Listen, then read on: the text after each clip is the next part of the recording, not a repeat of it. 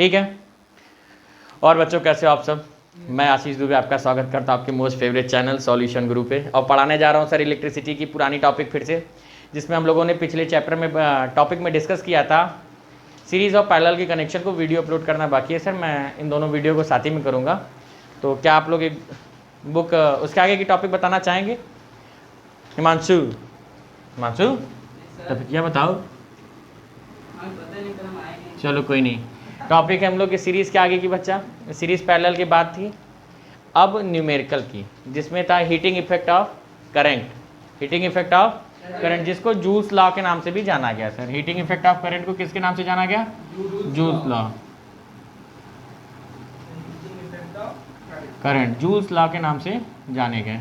Joules law क्या होते हैं बच्चा, इसमें बताया गया था, या फिर हीटिंग इफेक्ट ऑफ करंट भी इन्हीं को कहते हैं sir, heating effect of current.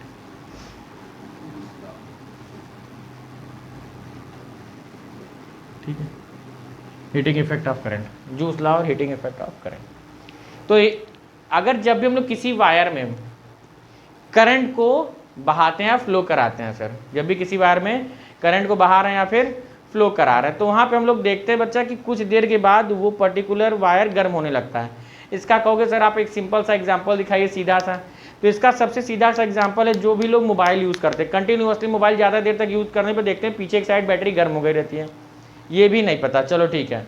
अगर बात करें हम लोग लैपटॉप की, तो लैपटॉप अगर ज़्यादा देर तक चलाते रहते हैं तो नीचे एक साइड में उसको देखें तो गर्म हो जाती है, ठीक है।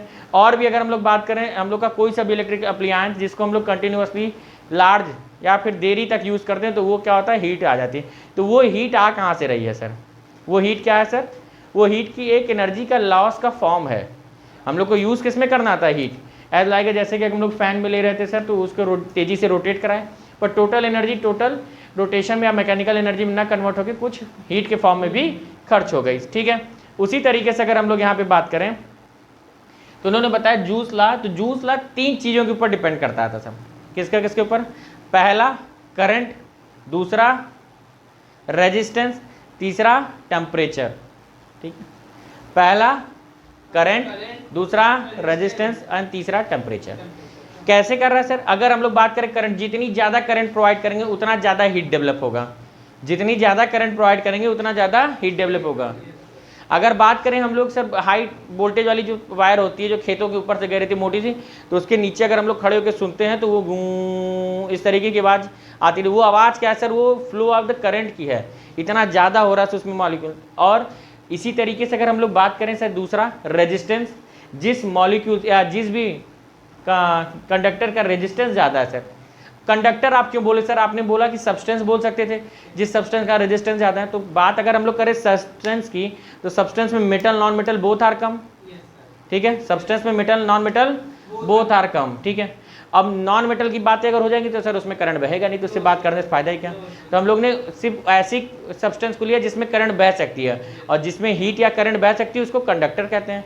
कुछ में करंट ज़्यादा आती है, ठीक है, और कुछ में करंट कम फ्लो होती है, कुछ में ज़्यादा फ्लो होती है, कुछ में कम फ्लो होती है, ठीक है। डिस्टेंस, रेजिस्टेंस, रेजिस्टेंस, हाँ रेजिस्टेंस एक प्रॉपर्टी ऐसी मटेरियल की है बच्चा जो हमेशा अपोज करती है। रेजिस्टेंस का काम ही है रुकावट पैदा करना। जैसे अगर 2 भाई लोग हैं साथ में पढ़ रहे हैं, तो एक पढ़ना चाहेगा तो दूसरा कहेगा चलो मेरे साथ फुल्की खाया जाए, मोमोज खाया जाए, ठीक है। तो पहला जो पढ़ने वाला भी रहेगा वो अगला पढ़ना नहीं चाहेगा, ठीक है हमारे साथ 2 लोग, नाम नहीं लिया जाएगा, ठीक है। तो बात की जा रही है जूल्स लॉ में से जो हीट प्रोड्यूस हो रही है वो directly proportional to square of current. क्या है सर? प्रोड्यूस्ड हीट, यहाँ पे लिख देंगे प्रोड्यूस्ड। स्क्वायर ऑफ करंट का मतलब ज्यादा इलेक्ट्रिसिटी। हाँ सर, मतलब अगर हम लोग की 2 एम्पियर की करंट हो रही है तो सर उसके 4 के बराबर उसका जितना ज़्यादा करंट भेजेंगे जैसे, ठीक है, उसके स्क्वायर के बराबर में वो डेवलप कर रहा है सर, ठीक है। जैसे हम किसी को एक सिंपल सा एग्जांपल इसके लिए, हम तुमको हमने 1 समोसा खिलाया तो तुमने हमको उसके बदले में 1 समोसा खिलाया। मैंने तुमको 2 समोसा खिलाया तो तुमने उसके बदले में हमको 2 समोसा खिलाया। बट कभी तुम फ्लो में आ गए, कभी तो हमने तुमको 2 समोसा खिलाया, तुम तो उसके स्क्वायर में हमको दिए 4 समोसा सर। फिर हम किसी दिन तुमको 4 खिला दिए तो तुम हमको उसके स्क्वायर के रिस्पेक्ट में 16 समोसा खिला रहे हो सर, फिर हम तुमको 16 खिलाए तो तुम हमको 256 खिला रहे हो, 256, ठीक है। वैसे हम लोग उतना ज़्यादा नहीं खा पाएंगे, ये सिर्फ हिमांशु की क्वालिटी है। प्रोड्यूस हीट की बात करें sir, is directly proportional to square of current. इसी को हम लोग क्या लिख रहे हैं नाम में, स्क्वायर ऑफ करंट, ठीक है। अगला दूसरा अगर बात करें तो हम लोग की प्रोड्यूस्ड हीट जो होती है डायरेक्टली प्रोपोर्शनल टू रेजिस्टेंस, ठीक है। Heat is proportional to resistance, लिखा जा रहा है नीचे उन्हीं का नाम जिनके बारे में ये ऊपर रिप्रेजेंट किया जा रहा है सर। फिर तीसरा H is directly proportional to T, तो हीट और टाइम, ठीक है। जितने ज़्यादा देर तक टाइम पे हम लोग, जितना ज़्यादा टाइम तक करंट फ्लो होती रहेगी उतना ही ज़्यादा हीट डेवलप होगा। तो सभी को साथ में लिखा गया, तो वैल्यू आ गई H is proportional to I square R T। When we remove the proportionality and the constant value of the proportionality is 1, then we can directly write as I square R T। Formula क्या बना sir? R T। ये क्या था? Heat था। Heat क्या होता है? Form of energy. Heat क्या होता है सर?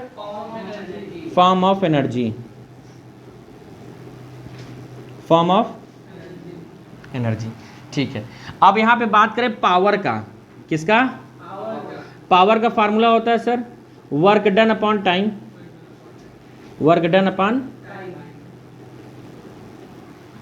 वर्क डन और कंज्यूम एनर्जी दोनों बराबर होते हैं सर।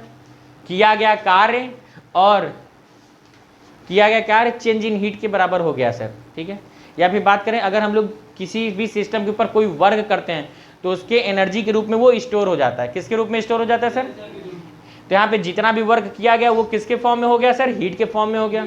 जितना भी वर्क किया गया किसके फॉर्म में हो गया? हीट के फॉर्म में हो गया। तो यहाँ पे बात की गई वर्क डन बराबर सर हम लोग लिख सकते हैं एनर्जी,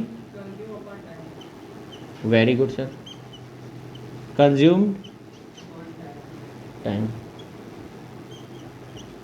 तो एनर्जी की बात अगर हम लोग यहाँ पे ले रहे हैं तो एनर्जी बराबर हो गया I square R T, power के लिए P और नीचे टाइम के लिए भी T। तो ये T से ये T कैंसिल, तो P बराबर क्या हो गया सर? I square R। बहुत बढ़िया।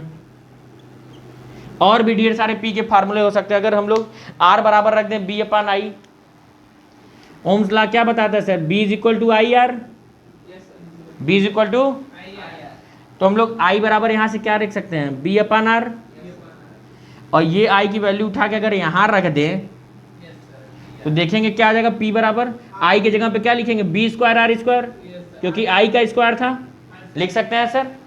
और एक R भी था साथ में, तो ये R से ये R हमारे बीच में नहीं रहे, दुख के साथ सूचित करना पड़ रहा है, ठीक है। 32 डेट ऑफ 32 फरवरी जाके आप लोग तेरा ही भोजन कर सकते हो, ठीक है। न आएगी न ये रहेंगी, ठीक है। P is equal to what? B square upon R। ये भी एक फार्मूला आया। एक और फार्मूला आगे आया हम लोग का P बराबर, हम लोग और क्या जानते हैं सर? अभी जानते थे I स्क्वायर R, यही जानते थे। अब यहाँ पे सर अगर हम लोग I बराबर फिर से ओम्स लॉ का मदद ली, भाई बुलाएगा कि ओम्स लॉ वापिस से आओ। कैसे बुलाया जा रहा है? ओम, इस तरीके से, ओम्स वापिस आओ, ओम्स लॉ वापिस आओ। V is equal to I R, तो R बराबर क्या हो जाता था सर? B upon I। वाह sir, R is equal to V upon I। वापिस से इसी R को यहाँ पे रखा गया जाएगा सर। तो P इज इक्वल टू क्या हो जाएगा? I स्क्वायर, R की जगह पे क्या हो जाएगा? B upon I। P is equal to क्या हो जाएगा? VI। ये भी एक फार्मूला था, ठीक है।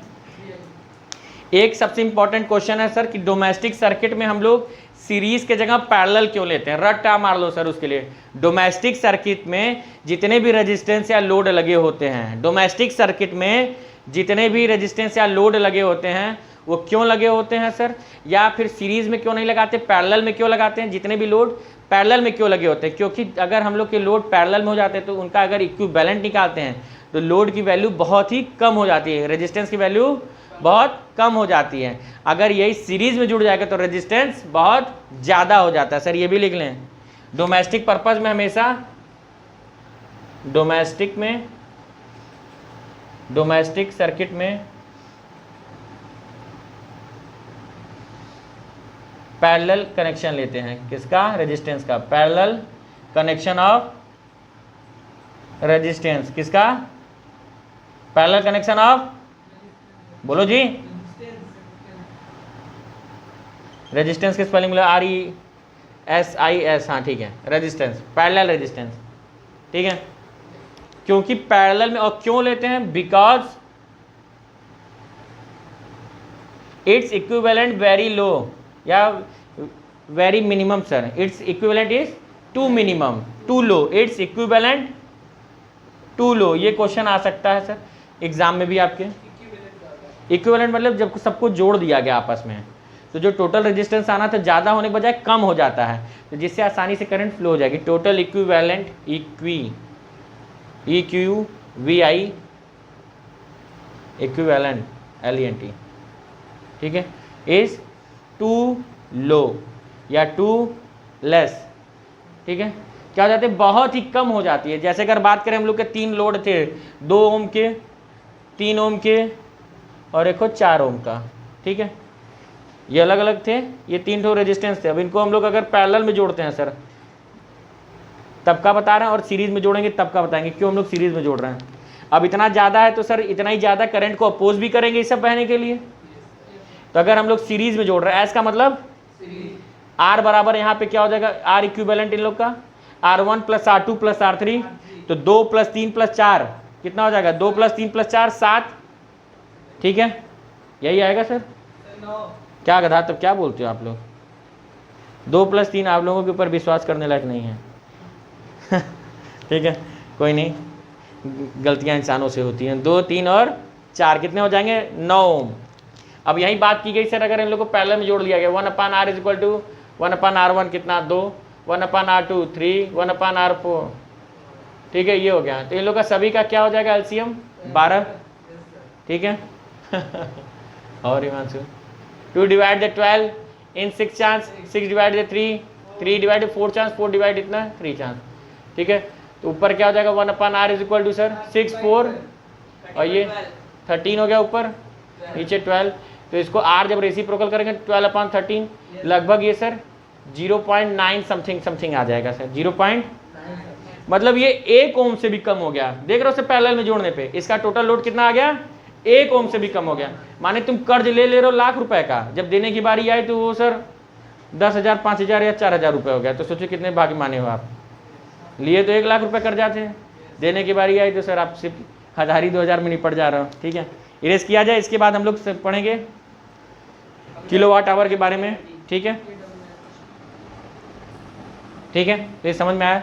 दूसरा कारण इसका क्या हुआ करता था सर डोमेस्टिक सर्किट में पैरेलल यूज करने का, कि ढेर सारे अप्लायंस लगे हुए हैं सर, साथ में बल्ब लगा हुआ है, कूलर लगा हुआ है, फ्रिज लगा हुआ है। पता चला सर बाथरूम का बल्ब ऑफ कर रहे हो, अब यहाँ बाहर कोई खाना खा रहा था डाइनिंग रूम में, ठीक है, पागल है, चल रहा है बच्चा वो। अगर बात करें हम लोग के, अगर किचन में कोई खाना बना रहा है और बाहर का स्विच हमने ऑफ कर दिया सर, तो किचन का भी स्विच ऑफ हो गया। कोई गया वॉशरूम में सर, वहाँ का स्विच ऑन किया तो रात में सोते हुए सभी लोगों के कमरे का स्विच ऑन हो गया। अगर सीरीज में जुड़ा रहता तो कैसे? अगर सीरीज में जुड़ता है सर, सीरीज में इस तरीके से जुड़ता है, ये और एक मान लो ये सर्किट हो गया, ये R1 हो गया, ये R2 हो गया। यहाँ पे सिर्फ एक स्विच दी गई थी, लो अगर हम यहाँ पे ऑन करेंगे तो सर ये आपका वॉशरूम का भी ऑन हो गया सर, और साथ में हॉल का भी ऑन हो गया। तो जो करोगे सब जानेगा, ठीक है। पूरे मतलब लोग डिस्टर्ब हो जाएंगे बच्चे आपके एक स्विच ऑन करने, नहीं तो अगर यहाँ पे हॉल में जो है वो ऑफ कर देगा तो सर हर जगह की ऑफ हो जाएगी। तो इसलिए हम लोग सीरीज नहीं यूज़ करते। पैरेलल में अगर बात करें तो ये हो गया पैरेलल, ये हो गया दूसरा, एक और ले ले रहे हैं सर तीसरा। नहीं तो पता चला एक बच्चा कह रहा है मेरे घर में ढेर सारी बल्ब हैं, तो उनके लिए अलग अलग है सर, R1 R2 R3, सबका सेपरेट स्विच है, ठीक है। यहाँ पे चाहो तो इनका सेपरेट स्विच लगा लो, इनका चाहो इनका लगा लो, इनका चाहो इनका लगा लो। तो उसमें नहीं लग पाएगा? नहीं, इनके लिए नहीं लग पाएगा, इनके लिए एक ही जगह लगाओगे ना, और करंट इधर ही से होके बहेगी, एक ही रास्ता है, तो बीच में कर दोगे तो सबका ऑफ। ये लगता है सर टिपटिपुआ झालर में जो शादी बारात में लगता है, या चाइना वाला जो बल्ब आता है टुपुर टुपुर जलता रहता है, हाँ मिर्ची लाइट, हाँ बहुत बढ़िया, यही पढ़ो तुम, ये नहीं याद होगा, मिर्ची लाइट, ठीक है। तो बात करें सर जो झालर बत्ती लगी रहती है दीपावली में, उसमें ये डायरेक्ट सीरीज रहता है, तभी होता है कि अगर उसका एक बल्ब फ्यूज हो गया तो पूरी का पूरा झालर रह गया, तो ले जाओ उसकी दुकान के सामने रख दो कि ये भैया वापस ले लीजिए। ठीक है, यहाँ पे करंट बहना शुरू हुआ इस तरीके से, यहाँ पे बहा, अगर यहाँ पे स्विच ऑफ है तो ये ऊपर बह जाएगा, यहाँ ऑफ है तो ये ऊपर बह जाएगा, फिर यहाँ पे अगर ऑन है तो इससे होते हुए नीचे आ जाएगा। तो ये कहीं पे दिक्कत नहीं करने वाला सर, ठीक है, इसीलिए इसको नोट करें सभी लोग ध्यान से। अगर बात करें हम लोग कॉमर्शियल यूनिट की, ठीक है, किसकी बात की जा रही है सर? अगला टॉपिक कॉमर्शियल यूनिट। क्या दिख रहा है सभी को? ये सी स्क्रीन पे दिखाई दे रहा है सर, एक डेफिनेशन लिखी गई है कॉमर्शियल, हाँ दिख रहा है, बहुत बढ़िया।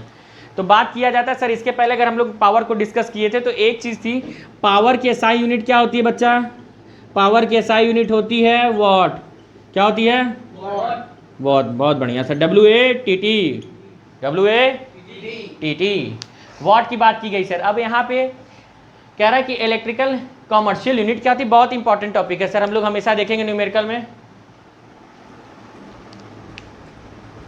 हम लोगों ने आगे पहुंचे, हम लोग किसके बारे में? किलोवाट आवर के बारे में बात हो रही थी सर। तो पावर की एसआई यूनिट क्या है? वॉट।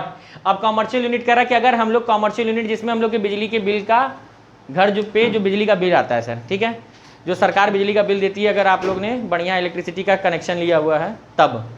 अब ऐसे ही से डायरेक्ट वाला सिस्टम है तो भगवान मालिक है, ठीक है, डायरेक्ट वाले सिस्टम पे भगवान मालिक है, और जब पकड़ा जाएगा तो बढ़िया फाइन रहता है, ठीक है। सरकार का साथ दें, देश को आगे बढ़ाएं। कॉमर्शियल यूनिट की बात की गई तो वो होती है सर हम लोग की 1 किलोवाट आवर होती है। क्या होती है? 1 किलोवाट आवर। इसका मतलब ये बता रहा है कि सर एक घंटे में, अगर एक घंटे में क्या कह रहा है sir? Electrical energy consume when an electrical appliance work या run then power 1 kilowatt our.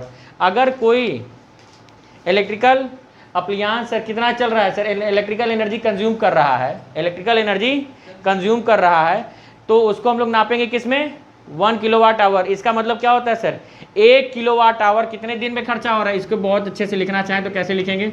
Appliance APPLIANCE appliance run 1 our and used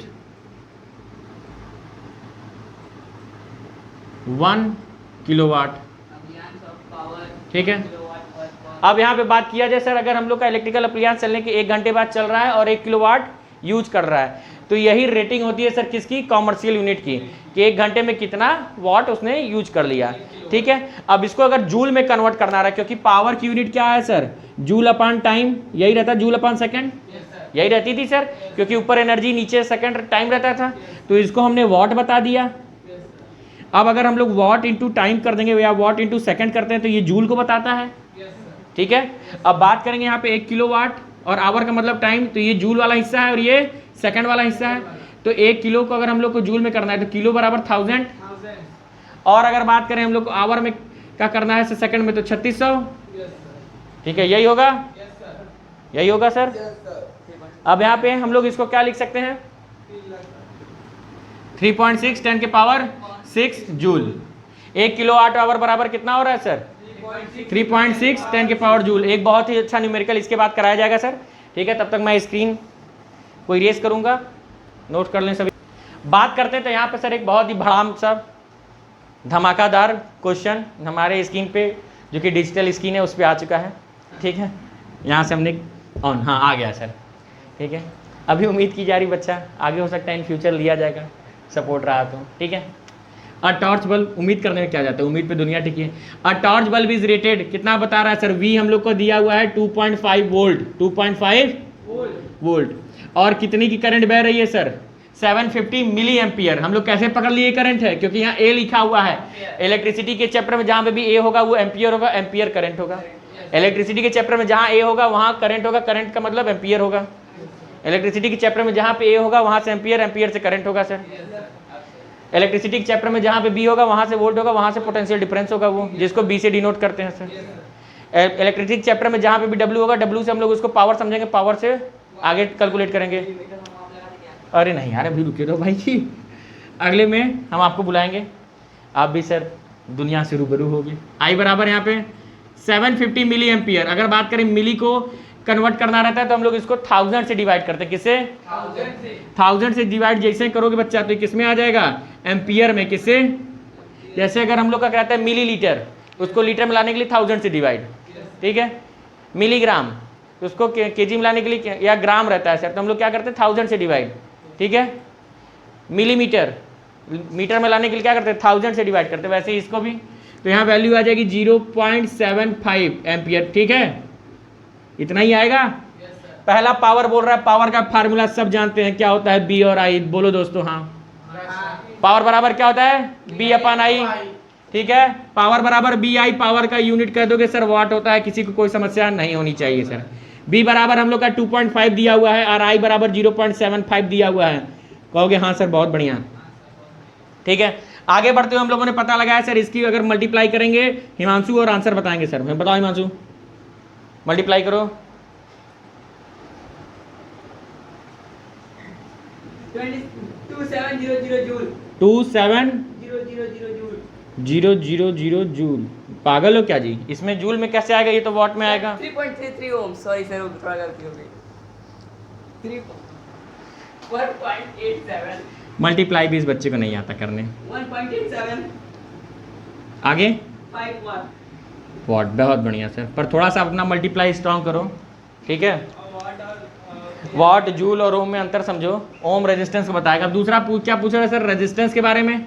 तो हम लोग पी पता चल गया है, हम लोग जानते हैं बी स्क्वायर अपॉन आर, इसका फार्मूला होता है सर, ठीक है। तो आर बराबर क्या हो जाएगा, वी स्क्वायर अपॉन पी, ये भी होगा।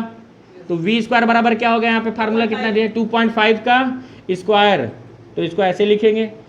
पी बराबर कितना दिया, 1.875। कैलकुलेट करिए इसको और आंसर बताइए सभी लोग। 3.33 ओम। Very good. क्या जी, कैलकुलेटर लेके सॉल्व कर रहे हो क्या तुम, ठीक है। ये आया, और आखिरी में आया हम लोग का एनर्जी कंज्यूम्ड इन 4 आवर। क्या लगा दिया, अगर बात करें सर तो यहाँ पे ये मल्टीप्लाई होगा, ठीक है। ये वॉट है और ये टाइम है, मल्टीप्लाई होते मानिए किसको बताता है, जूल को बताता है सर। अब अगर हम लोग को यहाँ पे किस में निकालना है, ये तो कहा नहीं किलोवाट आवर में निकालो, तो क्या फायदा किलोवाट आवर में निकालने से, तो इसको हम लोग किस में निकाल दे रहे हैं सर, जूल में, ठीक है। तो ये 4 घंटा बराबर क्या हो जाएगा सर, 4 × 3600। कैसे, 1 आवर बराबर होता है सर 3600 सेकंड, तो 4 आवर बराबर मल्टीप्लाई कर देंगे। जो भी आंसर आएगा वो आप लोग हमको अगले वीडियो में जरूर बताओगे। Thank you for watching this video, bye बच्चों।